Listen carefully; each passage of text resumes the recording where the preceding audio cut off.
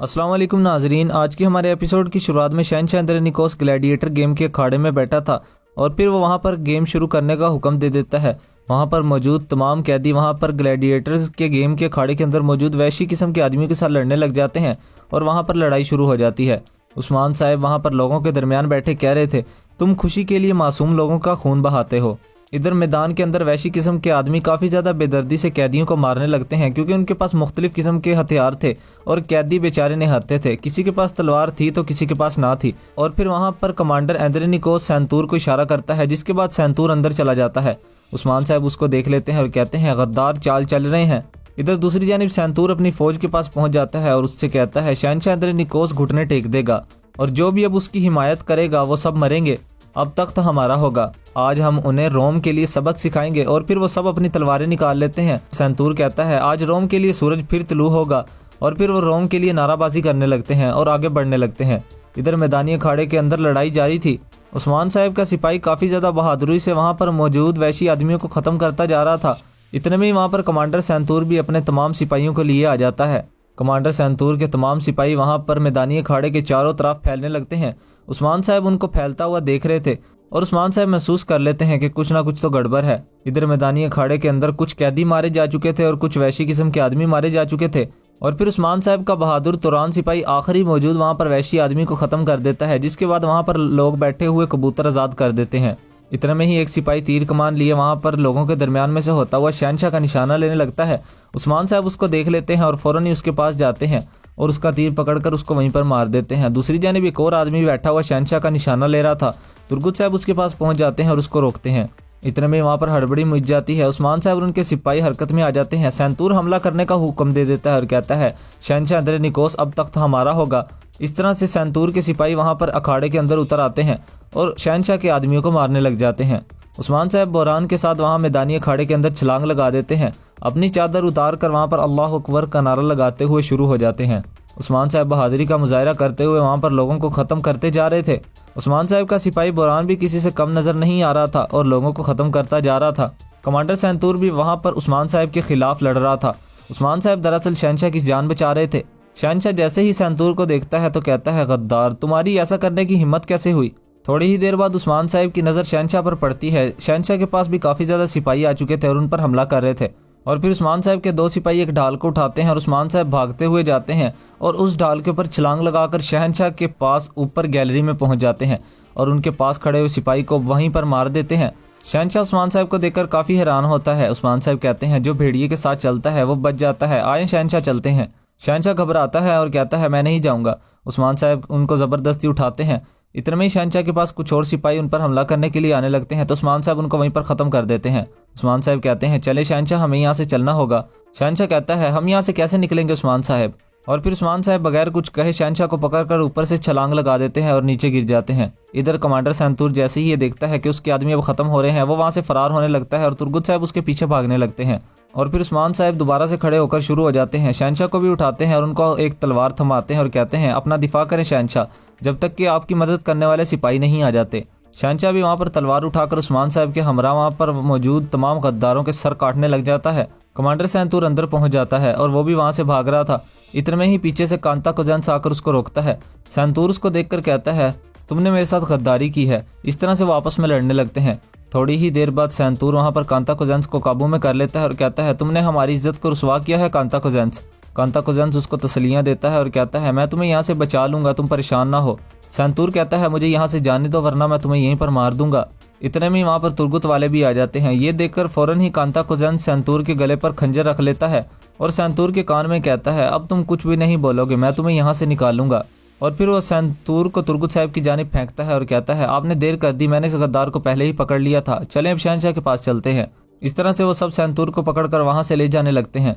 इधर दूसरी जानिब मैदानी अखाड़े के अंदर भी लड़ाई जारी थी। उस्मान साहब अपने सिपाहियों और शहनशाह के हमरा वहाँ पर उस्मान साहब तमाम गद्दारों को काट रहे थे, ख़त्म कर रहे थे कि इतने में ही वहाँ पर शहनशाह की मदद करने वाली फ़ौज भी आ जाती है और बचे कुछ सिपाहियों को चारों तरफ से घेर लेती है। इतने में ही वहाँ पर तुर्गुत साहब भी सैंतूर को लिए आ जाते हैं। शहनशाह उसको लात मारता है और कहता है, तुम कुत्ते, तुम्हारा पट्टा किसके हाथ में है बोलो। सैंतूर हंसने लगता है और कहता है, ये जानना तुम्हारी मौत है, तख्त अपने हकीकी मालिक के पास ही जाएगा। शहनशाह कहता है, तुम ज़रूर बोलोगे, इसे जल्दान में डाल दो और इसे इतना मारो कि इसके होश ठिकाने आ जाएं। और फिर सिपाही सैंतूर को पकड़कर वहाँ से जल्दान में ले जाते हैं। शहंशाह उस्मान साहब का शुक्रिया अदा करता है और कहता है मैं अपने कबीले में आपका इस्तकबाल करना चाहता हूँ। उस्मान साहब कहते हैं ये बहुत अच्छा हुआ है कि आपने मुझे दावत दे दी है, वरना वैसे भी हम बगैर बुलाए कहीं नहीं जाते थे। ये कहकर उस्मान और उसके सिपाही अपनी तलवारें फेंक देते हैं और शहंशाह के हमरा आगे बढ़ने लगते हैं। यानी शहर का मंजर सामने आता है जिसमें बेंगे खातून काफ़ी ज़्यादा गुस्से में थी और कह रही थी आपने हमें आयशा खातून यहाँ सबसे दूर स्टॉल क्यों दिया है। आयशा खातून कहती है ये ज़ाती नहीं है बेंगे खातून, हमने सामान के मुताबिक काउंटर को मुनज़्ज़म किया है और ये आपकी दुकान है। बेंगे खातून कहती है मुझे इतनी दूर दुकान नहीं चाहिए, हमने बहुत ज़्यादा मेहनत की है, हमें सामने वाली दुकानों में से कोई दुकान दें। इतने में ही वहाँ पर मलहून खातून भी आ जाती है और कहती है ख़वातीन रुकें। बेंगे खातून कहती है कि मलहून खातून आपने हमें बाजार में सबसे ज़्यादा दूर दुकान क्यों दी है। बाला खातून कहती है बेंगे खातून मेरी बात सुने, हमने दुकानों को उनके लोगों के रुतबे के मुताबिक मुनज़्ज़म नहीं किया बल्कि हमने कारकर्दगी के मुताबिक मुनज़्ज़म किया है और अब से ये आपकी दुकान है। मलहून खातून भी कहती है मुकाबला नतीजा खेज है और मुझे आपकी ज़ेनों के बारे में बताएं, उम्मीद है कि वो पहले जैसी नहीं होंगी। अलजीजी के एक ज़ेन उठाकर कहती है हमने माल अब तैयार किया है मलहून खातून, ये पहले से अच्छी हालत में है। इस तरह से वहाँ पर से तमाम ख़वातीन आगे जाने लगती हैं। इतने में ही वहाँ पर आग तैमूर अपने घोड़े पर सवार होता हुआ आता है और अलजीजी उसको काफ़ी ज़्यादा गौर से देखने लगती है। आग तैमूर भी उसको काफ़ी ज़्यादा गौर से देख रहा था। इधर दूसरी जानिब बाइंदर साहब भी आगतम साहब के साथ उसी बाज़ार में फिर रहे थे। बाइंदर साहब कह रहे थे हमने इस बाज़ार को तैयार किया है लेकिन यहाँ पर तो कोई नहीं आएगा, ये इतना सारा सामान कौन खरीदेगा।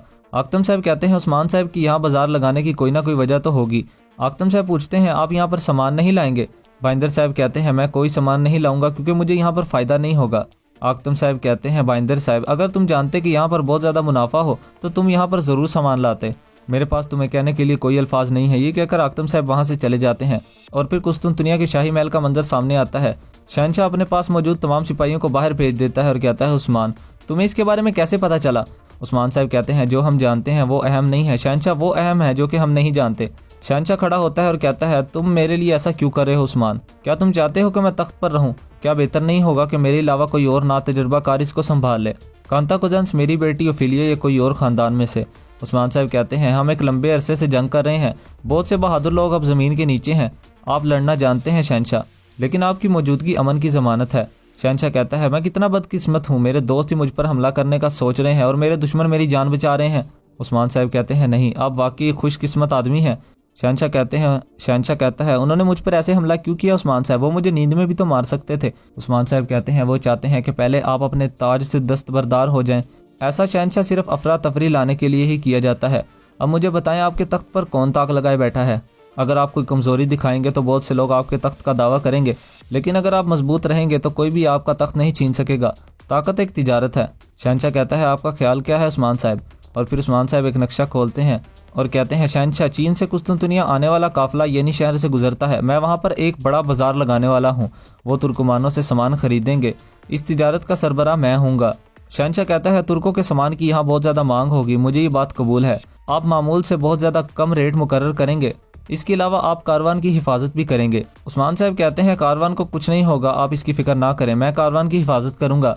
शहंशाह कहता है हमने एक अच्छा इत्तेहाद बनाया है उस्मान साहब, हमें अब मालूम होगा कि दुश्मन कौन है, सैंतूर या सिर्फ वो एक प्यादा है, उसकी हौसला अफजाई करने वाला तो कोई और है। उस्मान साहब कहते हैं वो दुश्मन हमें ज़रूर मिलेगा, उसके पीछे जो भी है हम उसका पता लगाएंगे और अब वो सैंतूर नए इत्तेहाद की तलाश में होगा। इधर दूसरी जानिब वाइकिंग्स के ठिकाने का मंजर सामने आता है। दरिया के किनारे पर वाइकिंग्स का एक सरदार बैठा था। इतने में ही उसके पास फरीक आ जाती है और कहती है ओदन ने हमारी रूहें हमसे चाही थी और हमने उसे दे दी थी, अब लेने की बारी है। ओलफ उसके पास भागता हुआ जाता है और फरीक तुम मेरे लिए खतरनाक समुद्रों से तोहफे के तौर पर आई हो, देवदा में सबसे ज़्यादा खूबसूरत। फरीक कहती है खतरनाक जंगल से आने वाला मेरा जंगली शेर बिस्तर पर एक शरीफ जानवर की तरह पड़ा हुआ है। और फिर फरीक वहाँ पर अपने कुछ भाइयों से भी मिलने लगती है और कहती है हम एक ही वक्त में एक माँ से पैदा हुए थे। इतने में ही वहाँ पर कांता कुजन्स अपने सिपाहियों के हमरा आ जाता है। ओलूफ कहता है मैं जानता हूँ तुम यहाँ पर क्यों आए हो कांता कुजन्स। और फिर वो कांता कुजन्स को एक डब्बी पकड़ाता है। कांता कुजन्स जैसे ही उस डब्बी को खोलता है तो फिर एक मंजर सामने आता है जिसमें जैसे ही कमांडर सैंतूर को ज़ुल्तान में बंद किया गया था वहाँ पर फरीक चली गई थी और फरीक ने सैंतूर को वहीं पर मार दिया था और उसकी आंखें निकाल ली थी और इस डब्बी के अंदर वही आंखें मौजूद थी। ओलूफ कहता है हमने रोम के नए शहंशाह को बचा लिया है, हमने तुम्हारी जान बचाई है, अगर सैंतूर सब कुछ तुम्हारे बारे में बता देता तो तुम फंस जाते। और दोस्तों आज के हमारे एपिसोड का इख्तिताम यहीं पर होता है। अगर आपको आज के एपिसोड पसंद आया तो प्लीज़ वीडियो को लाइक कर दीजिएगा और चैनल को सब्सक्राइब कर दीजिएगा, बेल आइकन पर क्लिक करके ऑल कर दीजिएगा ताकि कल आने वाला एपिसोड भी आपको मौके पर ही मिल सके। मुलाकात होगी कल नए एपिसोड में, तब तक के लिए अल्लाह हाफिज़। अस्सलाम वालेकुम नाजरीन। आज की हमारे एपिसोड की शुरुआत में शहनशाह इंद्रनिकोस ग्लैडिएटर गेम के अखाड़े में बैठा था और फिर वो वहाँ पर गेम शुरू करने का हुक्म दे देता है। वहाँ पर मौजूद तमाम कैदी वहाँ पर ग्लैडिएटर्स के गेम के अखाड़े के अंदर मौजूद वैशी किस्म के आदमियों के साथ लड़ने लग जाते हैं और वहाँ पर लड़ाई शुरू हो जाती है। उस्मान साहब वहाँ पर लोगों के दरमियान बैठे कह रहे थे, तुम खुशी के लिए मासूम लोगों का खून बहाते हो।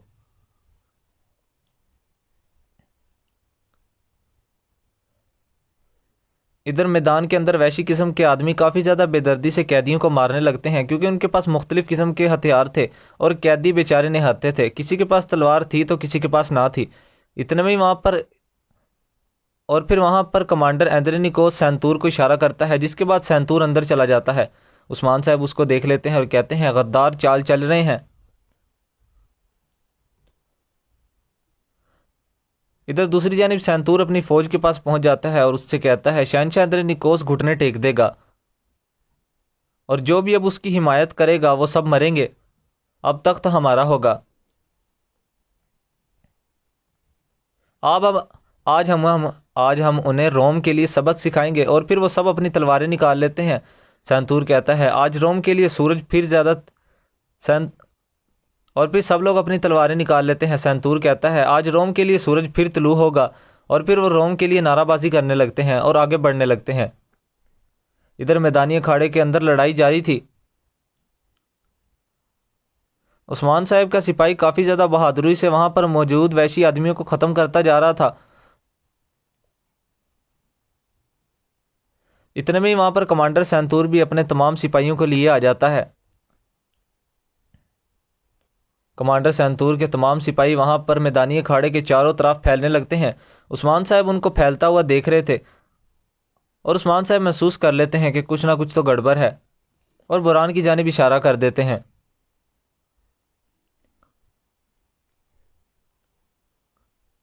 इधर मैदानी अखाड़े के अंदर कुछ कैदी मारे जा चुके थे और कुछ वैशी किस्म के आदमी मारे जा चुके थे।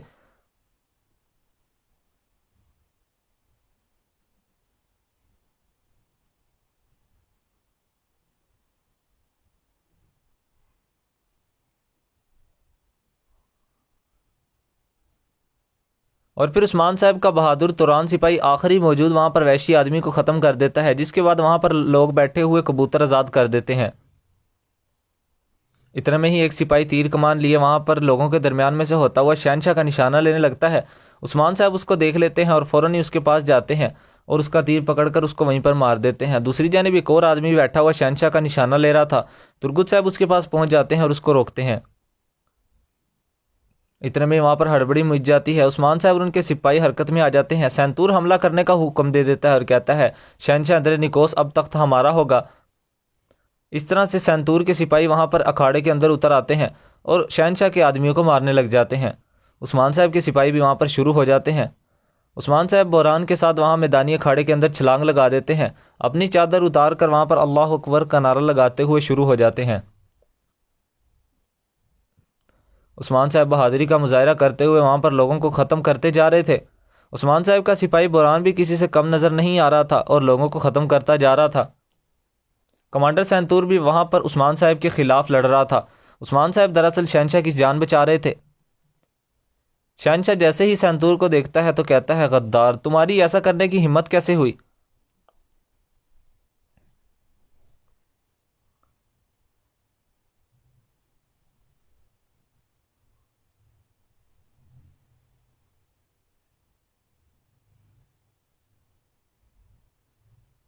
थोड़ी ही देर बाद उस्मान साहब की नज़र शहनशाह पर पड़ती है। शहनशाह के पास भी काफ़ी ज़्यादा सिपाही आ चुके थे और उन पर हमला कर रहे थे।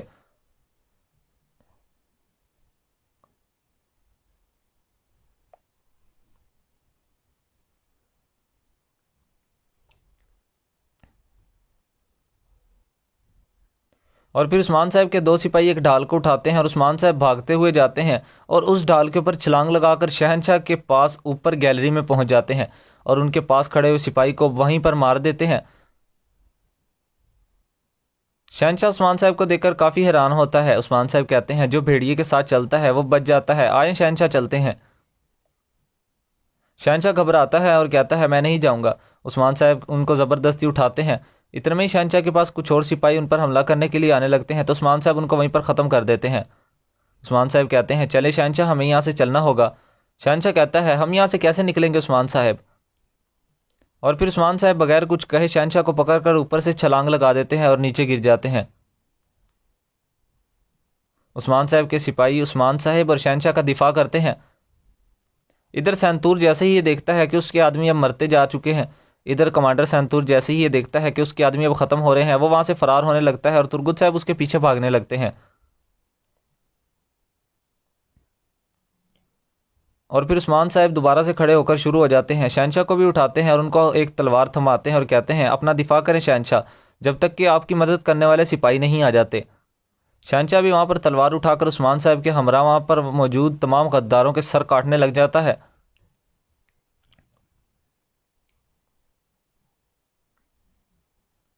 इधर दूसरी जानिब सैंतूर के आदमी वहाँ पर भाग रहे थे। कमांडर सैंतूर अंदर पहुँच जाता है और वो भी वहाँ से भाग रहा था। इतने में ही पीछे से कांता कोजेंस आकर उसको रोकता है। सैंतूर उसको देखकर कहता है तुमने मेरे साथ गद्दारी की है। इस तरह से वो आपस में लड़ने लगते हैं। थोड़ी ही देर बाद सैंतूर वहाँ पर कांता कोजेंस को काबू में कर लेता है और कहता है तुमने हमारी इज्जत को रुसवा किया है कांता कोजेंस। कांता कोजेंस उसको तसलियाँ देता है और कहता है मैं तुम्हें यहाँ से बचा लूँगा, तुम परेशान ना हो। सैंतूर कहता है मुझे यहाँ से जाने दो वरना मैं तुम्हें यहीं पर मार दूंगा। इतने में वहाँ पर तुर्गुत वाले भी आ जाते हैं। ये देखकर फ़ौरन ही कांता कोजेंस सैंतूर के गले पर खंजर रख लेता है और सैंतूर के कान में कहता है अब तुम कुछ भी नहीं बोलोगे, मैं तुम्हें यहाँ से निकालूंगा। और फिर वो सैंतूर को तुर्गुत साहब की जानिब फेंकता है और कहता है आपने देर कर दी, मैंने इस गद्दार को पहले ही पकड़ लिया था, चलें अब शहंशाह के पास चलते हैं। इस तरह से वो सब सैंतूर को पकड़कर वहाँ से ले जाने लगते हैं। इधर दूसरी जानिब मैदानी अखाड़े के अंदर भी लड़ाई जारी थी। उस्मान साहब शहंशाह और उनके उस्मान साहब इधर दूसरी जानिब मैदानी अखाड़े के अंदर भी लड़ाई जारी थी। उस्मान साहब अपने सिपाहियों और शहंशाह के हमरा वहाँ पर उस्मान साहब तमाम गद्दारों को काट रहे थे, ख़त्म कर रहे थे कि इतने में ही वहाँ पर शहंशाह की हमरा कि इतने में ही वहाँ पर शहंशाह की मदद करने वाली फ़ौज भी आ जाती है और बचे कुछ सिपाहियों को चारों तरफ से घेर लेती है।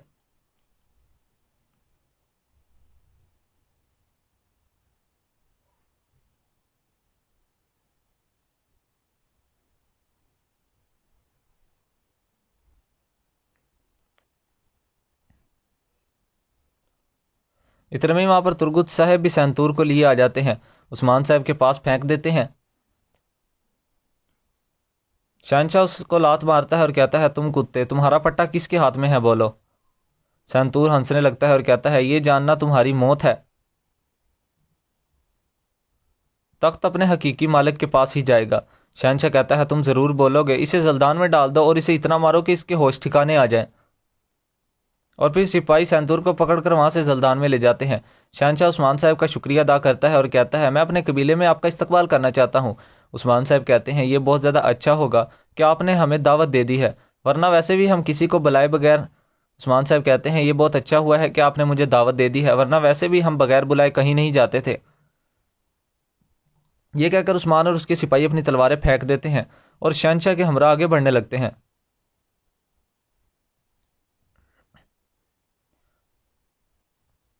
यानी शहर का मंजर सामने आता है जिसमें बेंगे खातून काफ़ी ज़्यादा गुस्से में थी और कह रही थी आपने हमें आयशा खातून यहाँ सबसे दूर स्टॉल क्यों दिया है। आयशा खातून कहती है ये ज़ाती नहीं है बेंगे खातून, हमने सामान के मुताबिक काउंटर को मुनज़्ज़म किया है और ये आपकी दुकान है। बेंगे खातून कहती है मुझे ये नहीं चाहिए। बेंगे खातून कहती है मुझे इतनी दूर दुकान नहीं चाहिए, हमने बहुत ज़्यादा मेहनत की है, हमें सामने वाली दुकानों में से कोई दुकान दें। इतने में वहाँ पर मलहून खातून भी आ जाती है और कहती है ख़वातीन रुकें।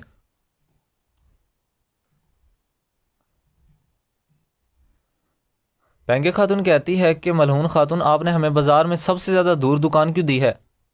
बाला खातून कहती है बेंगे खातून हमने दुकानों को उनके बाला खातून कहती है बेंगे खातून मेरी बात सुने, हमने बाला खातून कहती है बेंगे खातून मेरी बात सुने, हमने दुकानों को उनके लोगों के रुतबे के मुताबिक मुनज़्ज़म नहीं किया, बल्कि हमने कारकर्दगी के मुताबिक मुनज़्ज़म किया है और अब से ये आपकी दुकान है। मलहून खातून भी कहती है मुकाबला नतीजा खेज़ है और मुझे आपकी ज़ेनों के बारे में बताएं, उम्मीद है कि वो पहले जैसी नहीं होंगी। अलजीजी के एक जेन उठाकर कहती है, हमने माल अब तैयार किया है मलहून खातून, ये पहले से अच्छी हालत में है।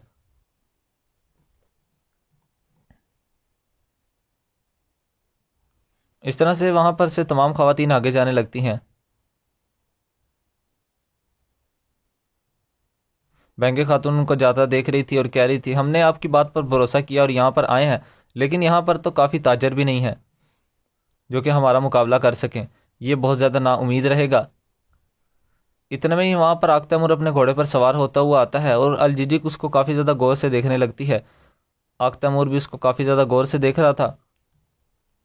इधर दूसरी जानिब बाइंदर साहब भी आख्तम साहब के साथ उसी बाज़ार में फिर रहे थे। बाइंदर साहब कह रहे थे, हमने इस बाज़ार को तैयार किया है, लेकिन यहाँ पर तो कोई नहीं आएगा, ये इतना सारा सामान कौन ख़रीदेगा। हमने बैरून मुल्क कासिद भी भेजे हैं। आख्तम साहब कहते हैं, उस्मान साहब की यहाँ बाज़ार लगाने की कोई ना कोई वजह तो होगी। आपने कहा है ना कि मैं उनके साथ खड़ा होना चाहिए। बाइंदर साहब कहते हैं, ऐसा ही है, सिर्फ उस सूरत में जब ही हमें सोना देगा। उस्मान को फ़िलहाल भूख लगी है, लेकिन वो बहुत बड़े ख्वाब देखता है। आख्तम साहब पूछते हैं, आप यहाँ पर सामान नहीं लाएंगे। बाइंदर साहब कहते हैं, मैं कोई सामान नहीं लाऊंगा क्योंकि मुझे यहाँ पर फ़ायदा नहीं होगा। आख्तम साहब कहते हैं, बाइंदर साहब, अगर तुम जानते कि यहाँ पर बहुत ज़्यादा मुनाफा हो तो तुम यहाँ पर ज़रूर सामान लाते। मेरे पास तुम्हें कहने के लिए कोई अल्फाज नहीं है। ये कहकर आख्तम साहब वहाँ से चले जाते हैं। इधर दूसरी जानिब बैंक खातून अपने भाई से मिल रही थी और उसको अपने फ़र्ज़ पर जाने के लिए रवाना कर रही थी। बाइंदर साहब उसको खड़े देख रहे थे।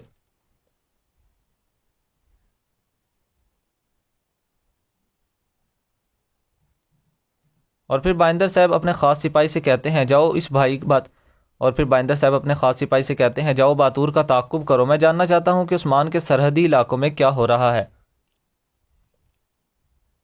और फिर कुस्तुनतुनिया के शाही महल का मंजर सामने आता है।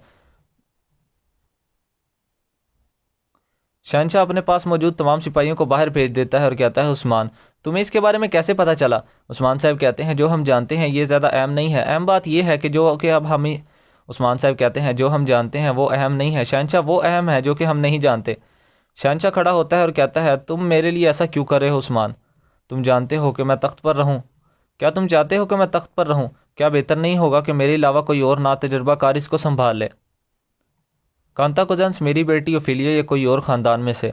उस्मान साहब कहते हैं, हम एक लंबे अरसे से जंग कर रहे हैं, बहुत से बहादुर लोग अब ज़मीन के नीचे हैं, आप लड़ना जानते हैं शहनशाह, लेकिन आपकी मौजूदगी अमन की ज़मानत है। शहनशाह कहता है, मैं कितना बदकिस्मत हूँ, मेरे दोस्त ही मुझ पर हमला करने का सोच रहे हैं और मेरे दुश्मन मेरी जान बचा रहे हैं। उस्मान साहब कहते हैं, नहीं, आप वाकई खुशकिस्मत आदमी हैं, आपने मुझे एक दोस्त के तौर पर समझा है।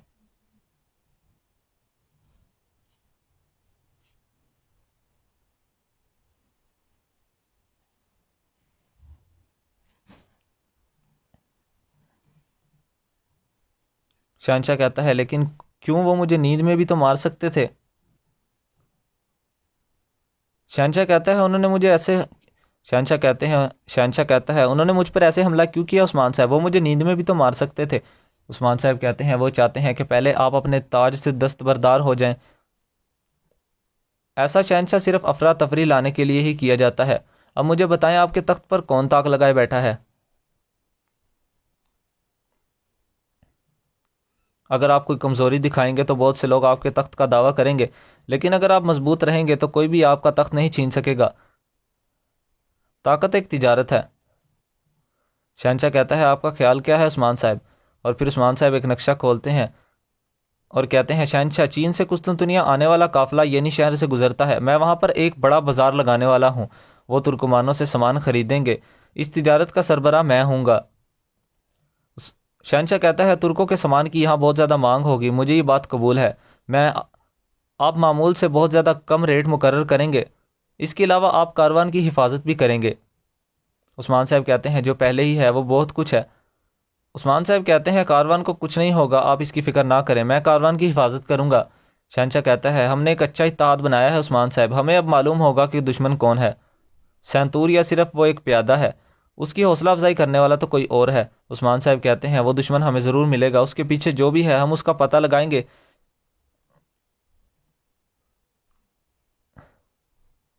और अब वो सैंतूर नए इत्तेहाद की तलाश में होगा।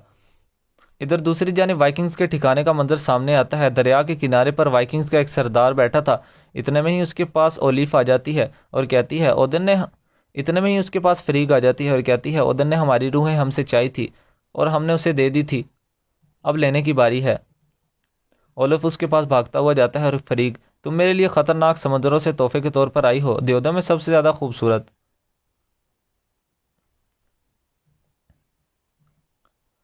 फ्रीक कहती है ख़तरनाक पहाड़ों से आने वाला मेरा जंगली शेर बिस्तर पर एक शरीफ जानवर की तरह पड़ा हुआ है। फरीक कहती है खतरनाक जंगल से आने वाला मेरा जंगली शेर बिस्तर पर एक शरीफ जानवर की तरह पड़ा हुआ है। और फिर फरीक वहां पर अपने कुछ भाइयों से भी मिलने लगती है और कहती है हम एक ही वक्त में एक माँ से पैदा हुए थे।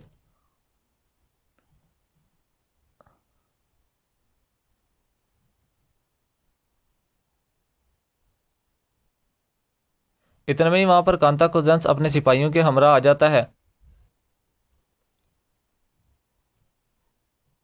ओलूफ कहता है मैं जानता हूं तुम यहां पर क्यों आए हो कांता कुजंस। और फिर वो कांता कुजंस को एक डब्बी पकड़ाता है।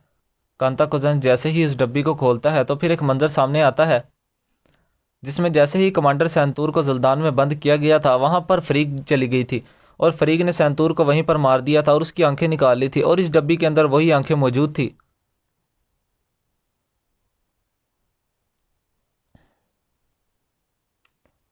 ओलूफ कहता है हमने रोम के नए शहंशाह को बचा लिया है, हमने तुम्हारी जान बचाई है।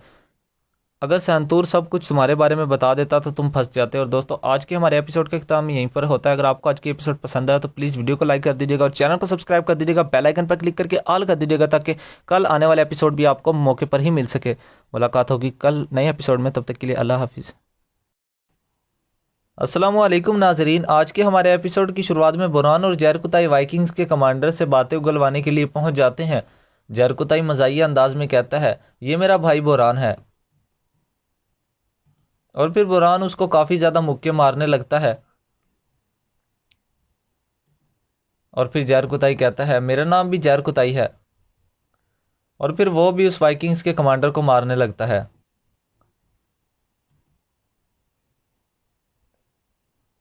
और फिर वाइकिंग्स का कमांडर कहता है मैं दुश्मन नहीं हूं, आप लोग ये जान लें, मैं यहां पर मरने के लिए नहीं आया हूं, मैं वो अजीम लहर हूं जो तुम्हें नीचे ले आएगी।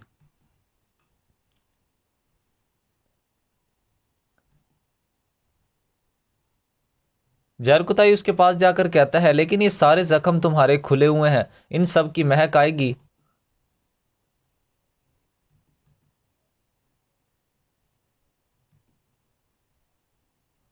और फिर बुरान वहां से जाकर नमक उठाकर लाता है और कहता है हम तुमको मरहम लगा देंगे ताकि इसमें से बदबू ना आए। और फिर जैरकुताई वाइकिंग्स के कमांडर के मुंह में नमक डालने ल... और फिर जैरकुताई वाइकिंग्स के कमांडर के मुंह में काफ़ी ज़्यादा नमक डाल देता है।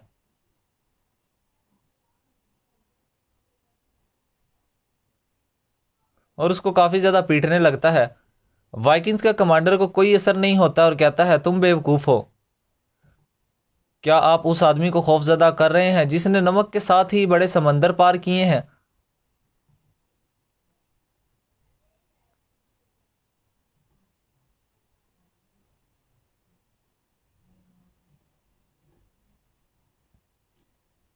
और फिर जैरकुताई एक ब्लेड उठाता है और कहता है मैं तेरे सर पर कोड़े मारूंगा और उसे ऊंट की खाल से ढांप दूंगा। और फिर जैरकुताई एक ब्लेड उठाता है और उसकी जानिब करता हुआ कहता है मैं तेरे सर पर कोड़े मारूंगा और इसे ऊंट की खाल से ढांप दूंगा। और जैसे ही उसका सर बाग और जैसे ही उसके सर के करीब ब्लेड लेकर आता है तो वाइकिंग्स का कमांडर काफ़ी खौफजदा हो जाता है और कहता है रुको रुको मेरी बात